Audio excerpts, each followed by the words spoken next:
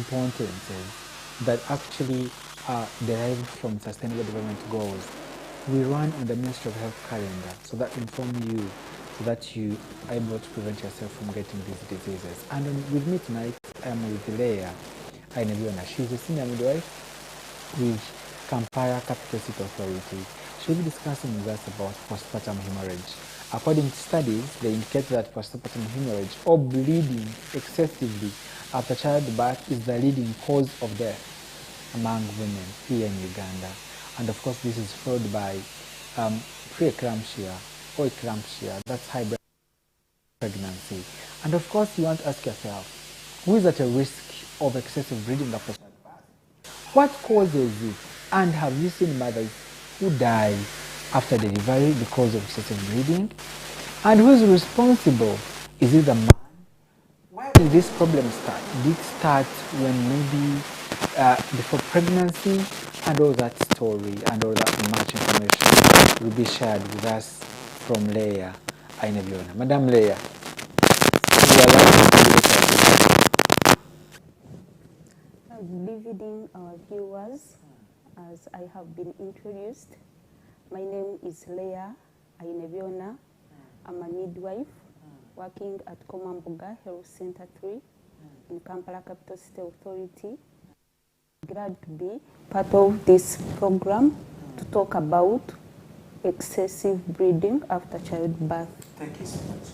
Now, when you talk about excessive bleeding, what does it actually now mean? And of course, when it's after childbirth, want to rate these two. In the medical term, it's called postpartum hemorrhage. Let's rate these points very well. What is postpartum hemorrhage in the reference of childbirth? Thank you very much. Postpartum hemorrhage. You can actually increase even the voice, show the vibe of midwives. Thank you. Postpartum hemorrhage, post means after, partum means delivery, and hemorrhage means bleeding. So this is the bleeding that takes place after childbirth, excessive bleeding. Of course, every woman after delivery loses blood. But this bleeding is the blood that is equivalent or excessive to more than a cup, the one we call 500 mils or more than in a normal delivery, and 2 cups in a cesarean section. How do we measure these cups, Leah? Because now for your mothers watching us, how do we say that this is beyond 1 cup and this is beyond 2 cups after cesarean section? And how can a mother themselves monitor? Because now after child delivery, usually mothers are left alone. Maybe you cannot monitor what's happening down unless they tell you. How do you empower these mothers to measure, you understand, to measure the bleeding? These mothers will measure the bleeding using the pads they are using. Have you used more than 3 pads in an hour? Then that is too much, that is excessive. But as health workers, for us, we have the measuring jars, we have the, some other measuring new materials that we use that help us to estimate the bleeding, how much it is, and we know that this mother is at danger. Okay. We actually still telling us about postpartum hemorrhage. So what is it about in general, in conclusion? According maybe to some statistics, this reason is like bleeding, and why are mothers actually getting postpartum hemorrhage? Thank you very much for that. Postpartum hemorrhage is divided into 2. We have primary and secondary. Primary is the one that takes place within the first 24 hours, and secondary takes place within 24 hours up to 6 weeks after delivery. So that means that a mother can get this excessive bleeding when she is already at home after discharge. Because in the hospital, a mother stays up to 24 hours, but she can bleed even after when she's home. So it is important for the mother, for the caretaker, to monitor the type of bleeding even when they are at home. Okay. So So just like they measure using the pads and whatsoever, Yes, the it's pads. easy for them to tell the amount of the blood lost. You've said critical points about primary and secondary hemorrhage, right? Primary and secondary postpartum hemorrhage. I want us to go back. You said the primary takes between 12 hours, within 12 hours, within 24 hours of child delivery, and then secondary beyond 24. What are some of the risk factors of these mothers getting postpartum hemorrhage? Okay, the risk factors of mothers, who is the mother who is more at risk? Of course, every mother is at risk. Okay. Every pregnant mother is at risk. However, we have those mothers who are more at risk of getting postpartum hemorrhage, and these include mothers who have carried many pregnancies. If you have carried pregnancy number 3, 4, 5, 6, 10, 12, and 15, then that means that you're more at risk. Also, mothers who are carrying big babies in their stomach, those ones with twin pregnancy, the womb or the uterus or the womb overstretches, and it gives a chance for breeding, because the time for it to contract, that is to go back into its shape and hold that breeding, it doesn't take the same time, like for example, a mother who is delivering for the first time. And also, mothers who have what we call short interpregnancy interval. What is that? Those are the mothers who deliver so fast, who don't space their babies. But they want to deliver and go away from the delivering times. Yes, but it is not healthy for the mother. At least we advise a mother at least to take 2 years spacing before getting another baby. Why would you actually recommend 2 years? We want the parts, including the uterus, which is at risk of oozing that blood, to come back into its shape. We want the mother to fully recover from the stress, and also to breastfeed the baby. So for the health of the baby and the mother, we advise the mother to take at least 2 hours. And maybe to add on other risk factors, we also look at mothers who already have anemia when they are pregnant, who have little blood in them. I always give an example that if I have a bottle of water that is full and has water, and my neighbor has half of the water, the bottles. Then we get a friend who comes and says, please, Leah, can you help me and give me some water from your bottle? Remember me, I had my full bottle. I'll give something like half, and still the half will remain for me. But remember, there is a neighbor of mine, I've told you, who had already a half. You'll make them full. A half of, so if the other person who is asking me for water also goes to the neighbor and says, please give me water, the neighbor already has half of the bottle.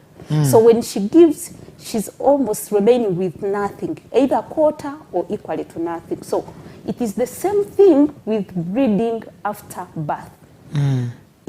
How has it found your body prepared? That's what I talked about on anemia in pregnancy.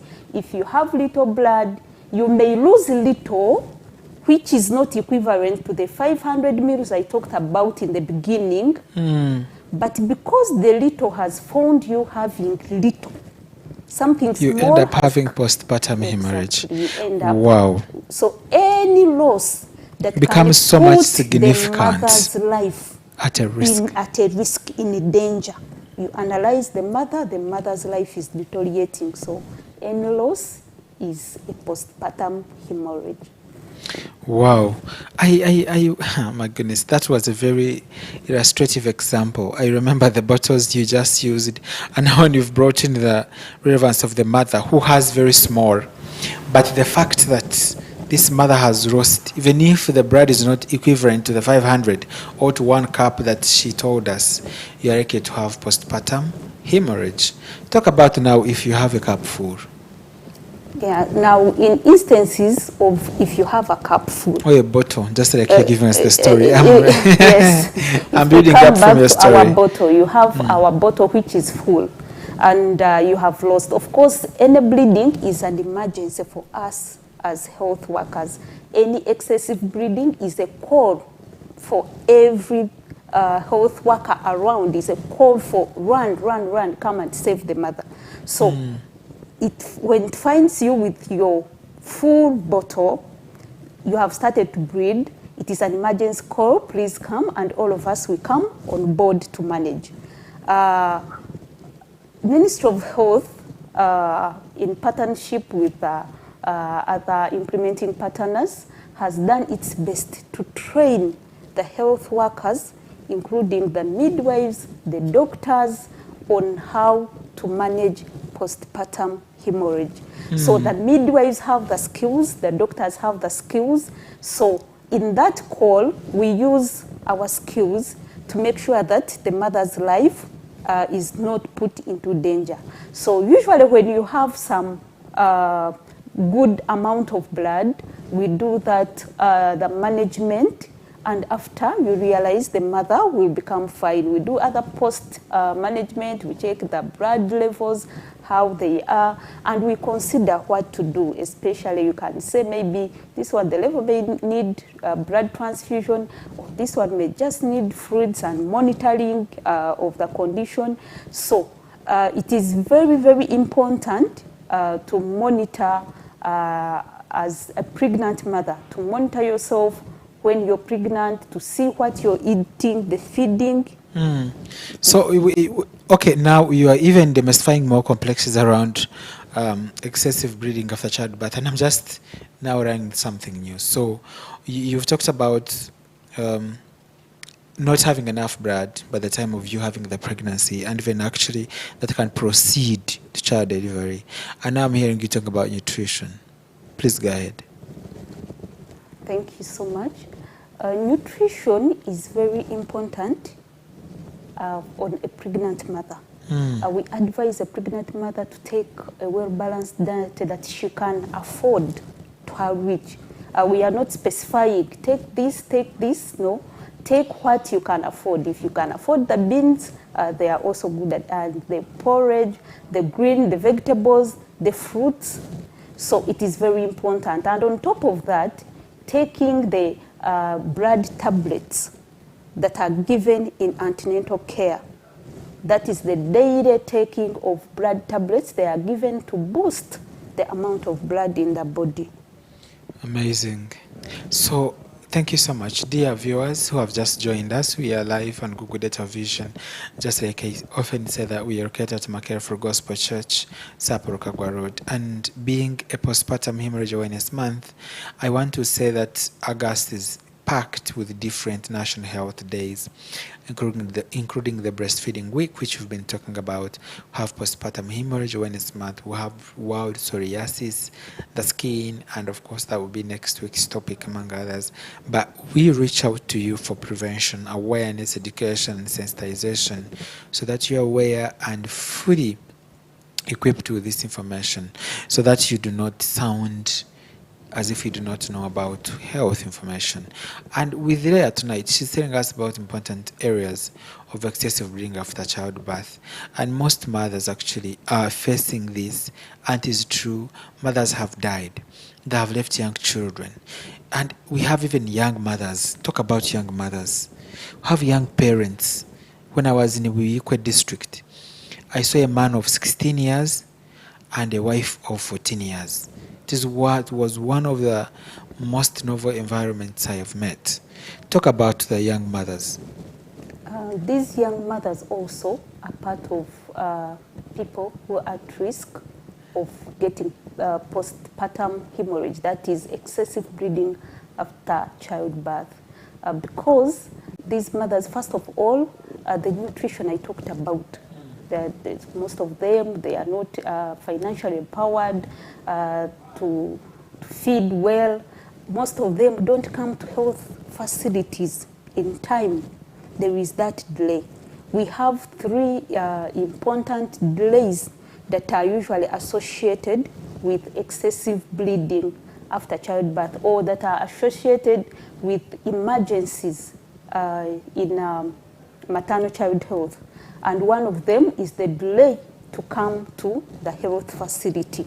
So these young mothers usually take long to decide, because mostly sometimes they are not informed, or they don't have that power to decide for themselves, or maybe they have unwanted pregnancies, there is no support at home, no parental support, no paternal support. So whenever you see a teenage mother in a health facility, a teenage mother is supposed to be considered as a special mother who is at risk of getting postpartum hemorrhage and any other obstetric emergency.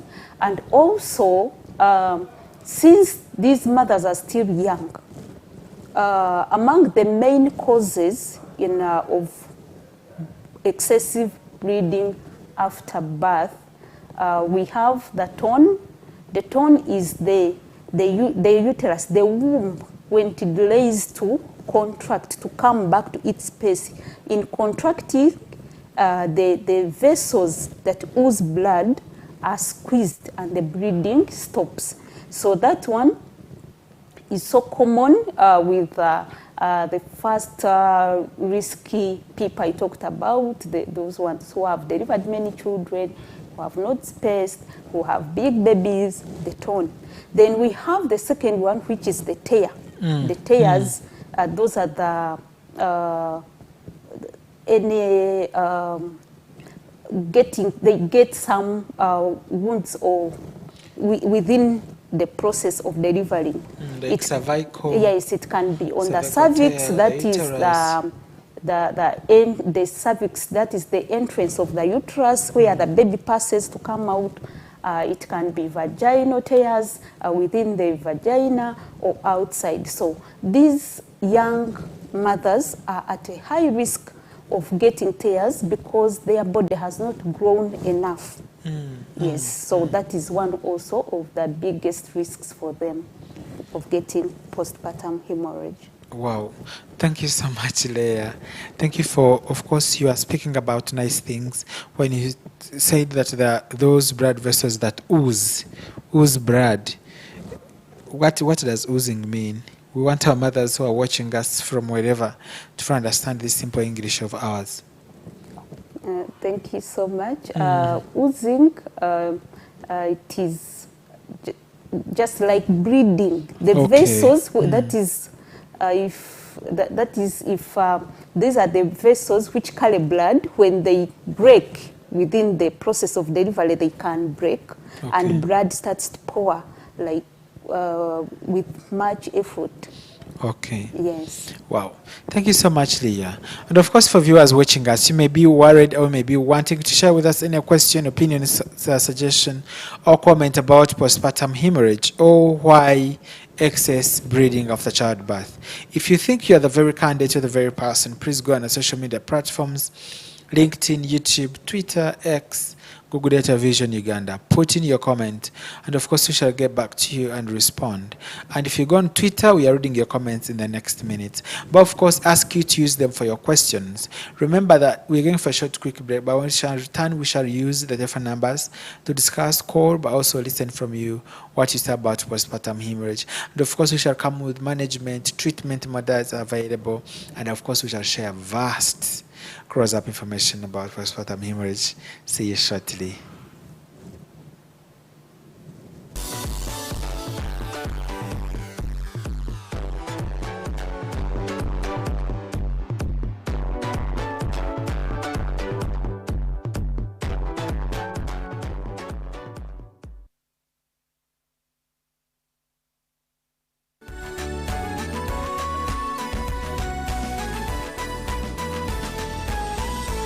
Good Day TV, transforming your life. In the neighborhood, near stagnant water and mosquito breeding sites, malaria lurks, always waiting to strike. But fear not, for here comes Mr. Vaxxer. the ultimate protector against malaria. For years, malaria has been one of the biggest threats to children under 5, making them weak and even putting their lives at risk. But now, the government is introducing a new solution, the 00066. This message is brought to you.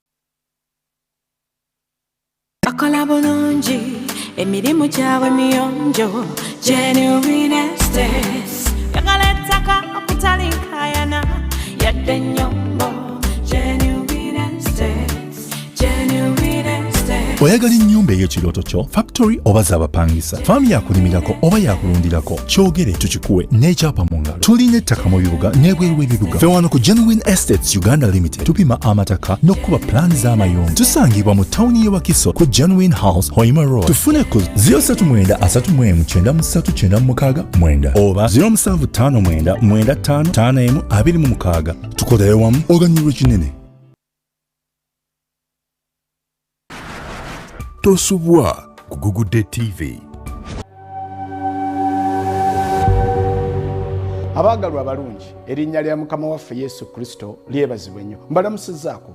Amannya gange nze Kasozi Robert Cephas. Mbanjulira programu ennungi mwogenda okuyita okusisinkana Kristo, okwate ku bisuubizo, osumululwe, owangule, eyitibwa You Can Be Delivered. Ngekutusibwako obuweereza obwa Raising David's Tabernacle Ministries wano ku Gugudde TV. Buli lwa Sande okutandika essaawa 5 ez'ekiro, n'olwokusatu okutandika essaawa 3 ez'akawungeezi, tugendanga kubeera wamu. Oludde mu bulwadde, olinayo ebintu byonna ebikutawaanya wadde nga walokoka, olinayo ebintu ebyo nga obisabidde naye nga bigaanyi, oba nsonga ya birooto, ng'ebirooto bikufuukidde ebirooto tobitegeera, ogezezzaako eno n'eno. Programu eno egenda kubeeramu essuubi, ekyokuddamu, okuwangula, okubotola mu maka, mirimu n'ebirala bingi. Kale nkusaba onneegatteko wano ku Gugudde TV. Akaseera ako kagenda kuba kakusumululwa. Nkulinze, Mukama akutuweera omukisa. Tosubwa programu eno.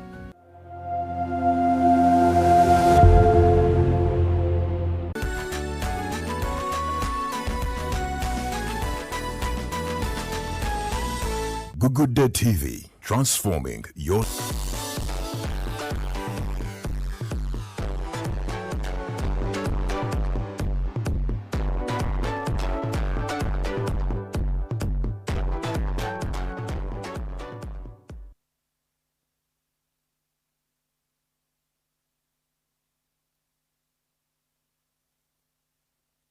And of course, I want to thank you for having us wherever you are, and of course, for watching us all the time, all the day. And of course, I would like to say that Breastfeeding Month has fully done it all, and this is the day. Today is which date? It's actually 12th, right? 12th, 13th? 13th, yes. So today is 13th date or 12th date, yes, in the Breastfeeding Month. And of course, today also marks the very 12th day in the Postpartum Hemorrhage Awareness Month. Of course, as friends, we'd like to bring to you this expert information, and of course to the public, how best to support our people, and of course reach out to them with expert information from the key people who are doing it. This is a midwife. She's doing it, she has lived experience, and she fully touches mothers with her passion.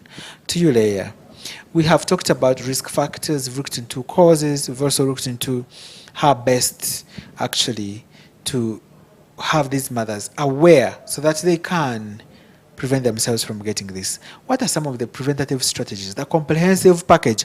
Because I know Uganda, we are on the prevention level so much, because treatment is really it's really on the last bar. I mean, it comes late, and the results, you may not like them. Thank you so much. The prevention starts from the community, through community dialogues, community health education. So by empowering the community members, the mothers in the community, involving the husbands, involving everyone in the community, all stakeholders in the community, including politicians, the market vendors, the border riders, everyone should get involved in this fight of against postpartum hemorrhage. You can imagine if you're moving on a border and the border rider gives you that small conversation about excessive bleeding after birth, it can be of a big help.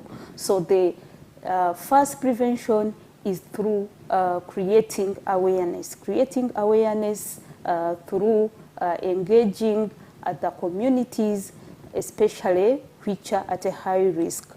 And also, another important thing is the timely attendance of these mothers to health facilities. This includes timely attendance during antenatal care. Our mothers usually delay to come to seek for antenatal care. When you go back on the antenatal point, yes, now please. what is the right time for mothers to come? Because remember, you miss your period. Sometimes you think maybe it is hormonal imbalance. Sometimes you are not certain, you know. Sometimes you are even still breastfeeding. You cannot tell. So when should mothers come? What do you mean by the term late, by saying they come late? The target of Ministry of Health for all antenatal mothers is to attend antenatal within the first 3 months. That is the 12 weeks, the first 3 months. However, the best time to come to a health facility is when you know that you're pregnant. If I know that I'm pregnant today, the best time to go to the health facility is tomorrow. And better also, when you're planning to become pregnant, it is much better to say, I'm planning to become pregnant in 2 months' time, 3 months' time, 1 month time, and you decide to say, let me go and seek advice, even when you're planning, before you even become pregnant. I want to give you my study. I did a study with a big team, including, we had a gynecologist, Dr. Kasuda Daniel. I think you know him. He's the MS for Kamaga Hospital. We had the senior biotechnologist. We had a midwife, senior midwife, Mbabas McLean. We had a senior nutritionist on board, Madame Nassas Morris, but I was the lead investigator. And we are finding out the knowledge, attitude, and practices of nutrition preconception care. We wanted to know, before people get pregnant, even the impregnators, do they really prepare for it? Does it happen as an accident? Do people prioritize it? And we interviewed 206 people, mothers. We are targeting women of productive age. And those who were actually attending OPD. We didn't go for antenatal, we didn't go for YCC. But you know that 86% reported that seeking preconception care is luxury, but also, like, you cannot seek for what you don't know. Some even have prepared for pregnancy and they don't have. They showed a high knowledge, but the attitude was really poor and the practice hence zero. You see, when you have the knowledge, understand, but your attitude toward something is bad, you cannot do it. So usually knowledge, attitude, and practices. So we found out that actually no mother was preparing to be pregnant, and a very firm percentage was 65%. Reported that they would only get pregnancy by accident. You don't realize you are pregnant when actually you see the stomach increasing in size. You realize you are pregnant. So our research was published in IJR. You can Google and read more, maybe, for just to know that we have a big gap for preconception. Please go ahead. It was just an overview to know where we are as Ugandans when it comes to preconception nutrition. Okay, thank you so much. So that study gives us a challenge as health workers to continue going to educate the communities about the preconception care. Yes, because it is very important that you come to the health facility the moment you're planning to become pregnant. But if you don't come within that time, then you come the moment you realize that you're pregnant. It is the best timing. So Another delay to seek care in labor. Most mothers in our setting, they start, I say when she starts labor, the neighbor is telling you, don't hurry, don't go, you're going too early. They are going to hold you, you'll be at risk. No, that is a myth. So we advise that the moment you see any sign of labor that can include any pains, any bleeding, or pouring any water, or any other sign that is not a normal sign that you have been having, it is very important to come as quick as you can. You come and seek services in labor.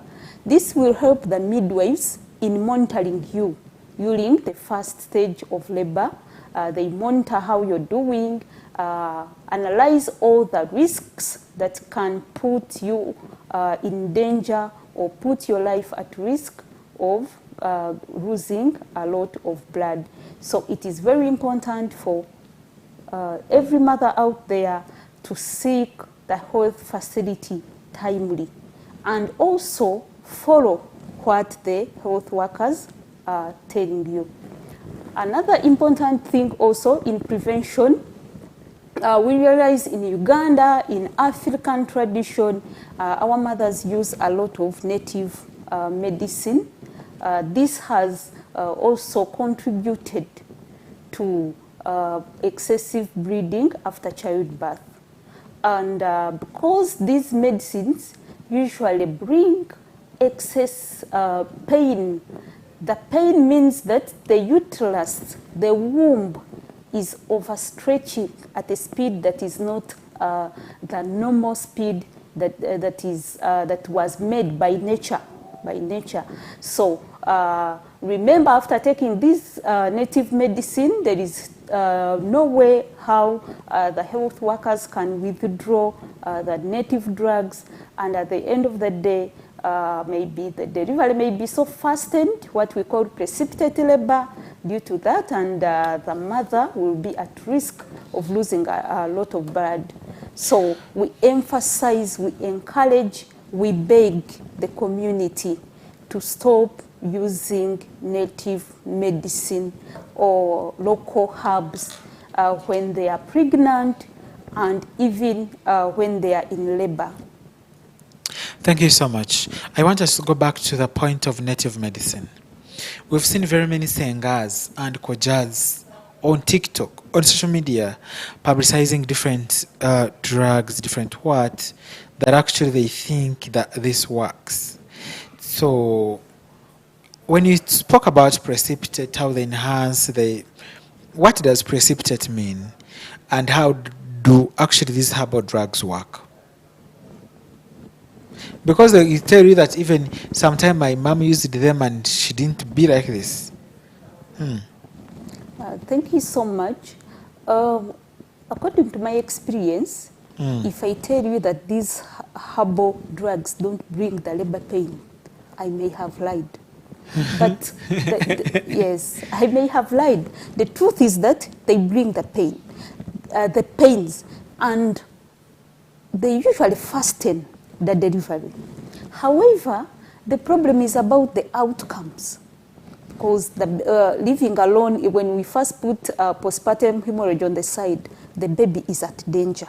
The speed that the baby is moving on is beyond the normal physiological of the body, how the baby is supposed to move in labor. So that speed also makes the baby tired. So there is a chances of the mother losing the baby, not only her, but also the baby. Either the baby is born tired or the baby may be born dead, which is unfortunate also to happen. And also these herbal medicines, as I have said, the challenge with them is that they don't have dosage. They are not scientifically They are served in big jerrycans. Yes, this one will just say, measure, take a whole cup, another one will take a jerrycan, another one will take 3 cups. But they often sell them in jerrycans. They serve them in jerrycans. Haven't you seen the white jerrycans with greeny Yes. things, not liquid soap? They are So- drinking. Yeah, so that is the biggest risk. The point is that these drugs are not scientifically proven. Your grandmother may tell you, yes, I used it, but just know that she had put her life in danger, both her life and the life of the mother.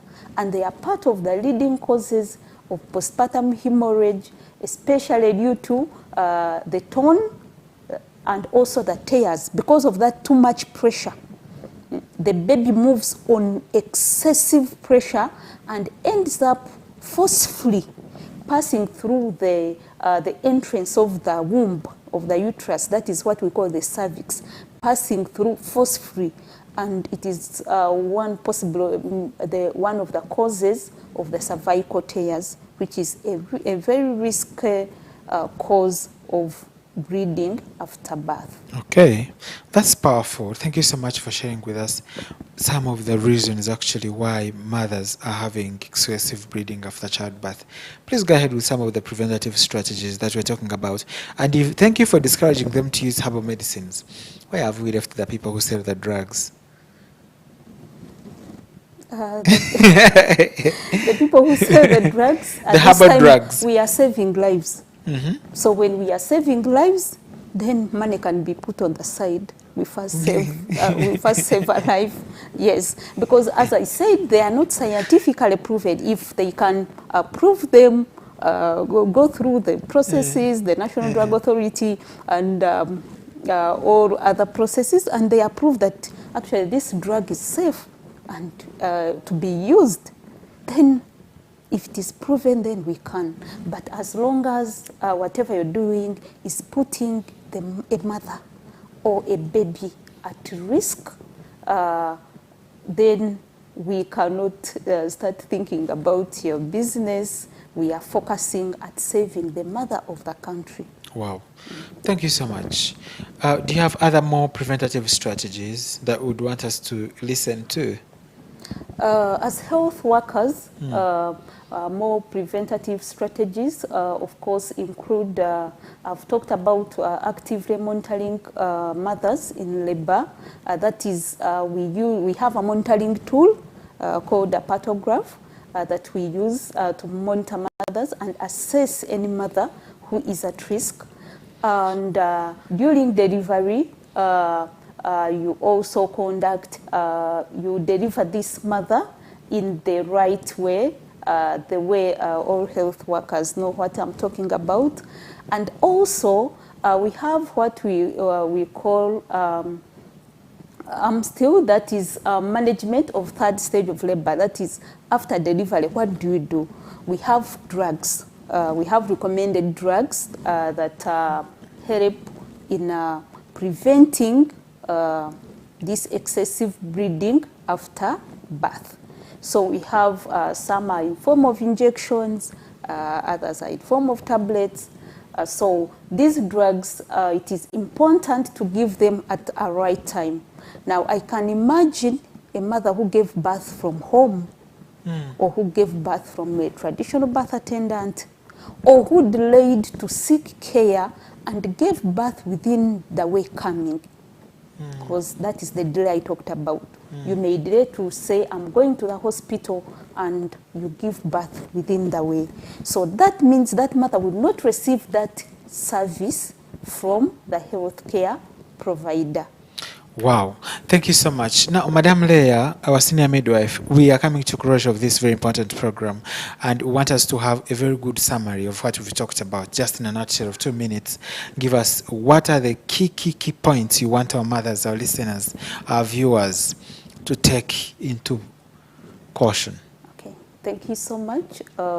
In the 2 minutes, the key is that August is the postpartum hemorrhage awareness month. Yes, please. And as Ministry of Health, as a midwife, we are making the community aware of this dangerous thing called bleeding that is leading in taking mothers, or that kills. It is a leading killer of mothers following delivery.